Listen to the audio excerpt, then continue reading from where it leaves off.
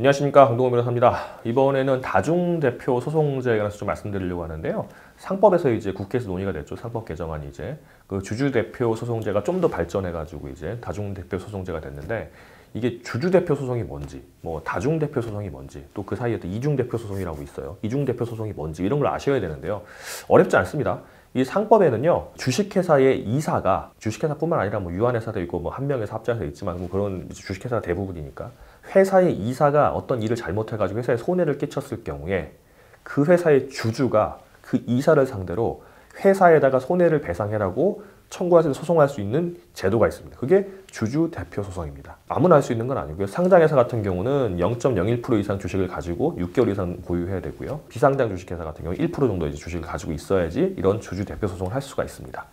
왜냐하면 회사의 주인은 주주인데 회사의 일을 실제 진행하는 건 이사잖아요. 뭐 대표이사를 비롯한 여러 이사이기 때문에 그 이사들이 자기 개인의 이익과 회사 이익이 충돌할 때 자기 개인의 이익에 맞게 행동해서 회사에 손해를 끼치는 경우들도 있고, 아니면 환경이라든가 윤리라든가 이런 사회 구조라든가 지배 구조 같은 게 요즘 점점 더 이제 ESG라고 하나요? 그런 게 점점 더 중요해지고 있는데, 그런 걸 제대로 지키지 않아가지고 회사의 평판이 떨어진다거나 직접적으로 매출이 떨어진다거나 이렇게 되는 회사에 피해를 입혔을 때 그 이사의 행위로 인해서 회사가 손해를 입었지만 결국은 회사의 주인인 주주가 손해를 입은 거니까, 주주가 회사라는 거는 이제 그냥 가상의 법인이잖아요. 가상의 사람이기 때문에 직접 회사가 나서가지고 이사한테 어떻게 할 수는 없는 거니까, 주주가 나서서 이사에게 당신으로 인해서 우리 회사가 손해를 본 거를 책임을 져라, 배상해라 라고 주주대표 소송을 할 수가 있습니다. 일정한 요건 하에 그렇게 되어 있는데, 여기서 이제 다중대표 소송제가 여기서 나오는 겁니다. 이제 먼저 이중대표 소송을 먼저 보셔야 되는데, 이중대표 소송은 뭐냐면 대표 소송이에요. 이것도 대표 소송인데 이중으로 대표하는 겁니다. 뭐냐면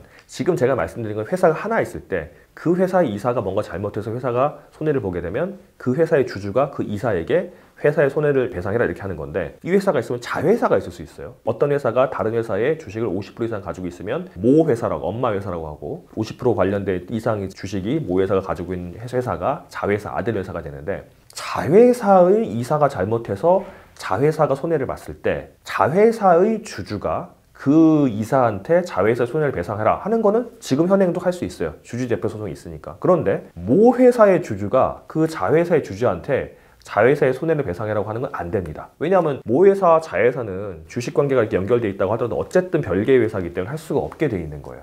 그런데 모 회사의 주주도 할 필요성이 있죠. 왜냐하면 모 회사 입장에서는 출자를 했잖아요. 자회사를. 자기 모 회사 돈 들여가지고 자회사를 만들어 놨는데, 극단적으로는 모 회사 이사들이 자회사를 만들자고 이제 이사회 통과시켜가지고 만들어 놨어요. 그리고 자기가 모 회사 이사도 하고 자회사 이사도 하면서 모 회사는 정상적으로 하고 자회사에서 막 소위 말해 개판을 쳐가지고 이제 자회사의 손해를 보게 하면 결국 모 회사도 손해를 보는 겁니다. 왜냐하면 자기가 출자한 회사, 모 회사가 주주잖아요.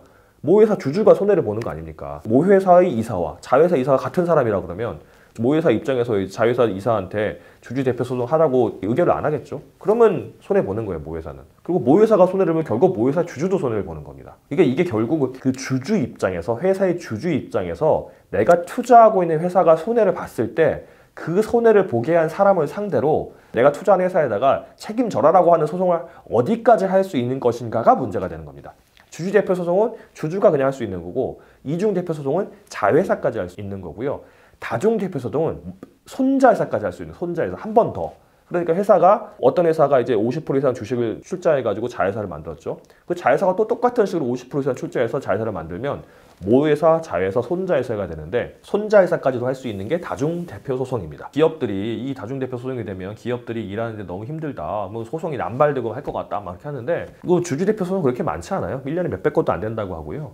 아주 요건이 엄격합니다. 우리나라는 뭐 아까 제가 말씀드린 것처럼 주주대표 소송하려면 상장회사 0.01% 이상 주식을 가지고 그 다음에 6개월 이상 보유해야 되는데, 말이 0.01%지 상장회사고, 이제 상장회사면 주식이 많은 경우는 몇 억 주가 있는 경우도 있고요. 그 다음에 0.01%면 상당한 이제 그 큰 회사들 같은 경우는 그 보유하려고만 해도 몇십억에서 몇백억, 몇천억까지 되는 필요한 경우도 있기 때문에 그렇게 잘 안 됩니다. 그리고 비상장 회사는 사실은 비상장 소규모 회사가 많기 때문에 1% 가지고 있는 사람이 자기네끼리 뭐 소송하고 그런 경우 잘 없어요. 그래서 잘 없는데, 이중대표 소송, 그 다음에 또 이제 다중대표 소송이 도입되는 바람에 모 회사의 주주들이 주식을 모아가지고 자기들이 이제 자회사, 보통 이제 순환 출자한다 그러잖아요. 자회사, 손자회사의 기업주들 일가 친척들에게 손해배상 청구한다든가 횡령 배임했을 때 하는 경우가 우려된다고 하는데 제가 볼 땐 그렇게 될 것 같지 않습니다. 이게 그렇게 요건이 이렇게 아주 엄격하고요. 미국은 사실은 판례법상으로 거의 뭐 주식 한 주만 가지고 있어도 된다는 경우도 꽤 있거든요. 그래서 기업들이 이제 걱정할 바는 아닌 거는 같은데 어쨌든 이중 대표 소송, 다중 대표 소송이 도입이 돼가지고 활용할 수 있는 길이 열렸다. 그래서 소액주주 같은 경우 이런 걸 내용을 아셔가지고 내가 투자한 회사의 이사가 어떤 잘못을 저질렀을 때 또 내가 투자한 회사의 자회사 이사가 잘못을 저질렀을 때 그 자회사 또는 손자회사 이사가 잘못 저질렀을 때 그 이사들을 상대로 손해배상을 하라고 청구하는 게 가능해졌다라고 아시면 될 것 같습니다.